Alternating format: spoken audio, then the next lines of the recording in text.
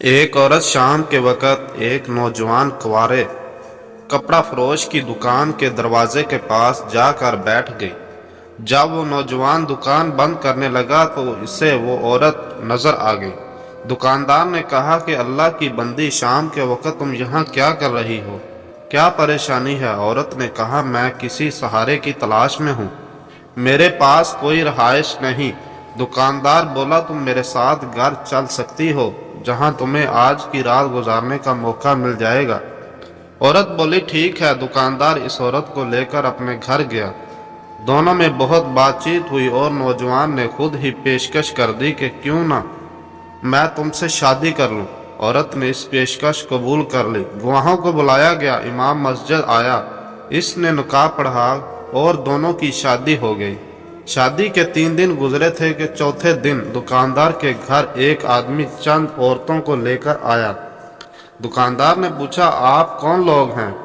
کہاں سے آئے ہیں اور کیا مقصد ہے؟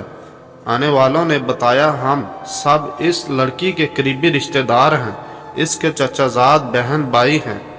جب ہمیں آپ کے بارے میں معلوم ہوا کہ آپ نے ہماری رشتہ دار لڑکی کی زندگی کو سہارا دیا ہے اور اس کو اپنا شریک حیات بنا لیا ہے تو ہمیں بہت ہی زیادہ خوشی ہوئی، اور آپ کی شرافت اور اعلیٰ کردار سے ہم بہت متاثر ہوئے۔ ہمارے یہاں آنے کا مقصد یہ ہے کہ ہمارے گھر ایک شادی ہے جس میں آپ کی بیوی کی شرکت ناگزیر ہے، اس لیے ہم اسے چند دنوں کے لیے اپنے ساتھ لے جانا چاہتے ہیں۔ آپ اگر اسے ہمارے ساتھ جانے دیں تو مہربانی ہوگی۔ دکاندار ان کی باتیں سن کر اپنی بیوی کے پاس گیا اور اسے ان کی خواہش سے آگاہ کیا۔ بیوی نے کہا، ان کو واپس کر دو، مجھے ان کے ہمراہ ہرگز نہ بھیجنا۔ ان کے سامنے یہ کہہ کر قسم کھا لو کہ اگر میری بیوی 1 ماہ سے پہلے میرے گھر سے نکلی تو میں اس کو طلاق دیتا ہوں، کیونکہ یہ لوگ مجھے واپس لے جائیں گے تو تمہارے خلاف ورگلائیں گے، چونکہ میں نے ان کی اجازت کے بغیر تم سے شادی کر لی ہے اور ان کا گھر چھوڑ کر آئی ہوں۔ نامعلوم انہیں ہمارا پتہ کسی نے بتا دیا۔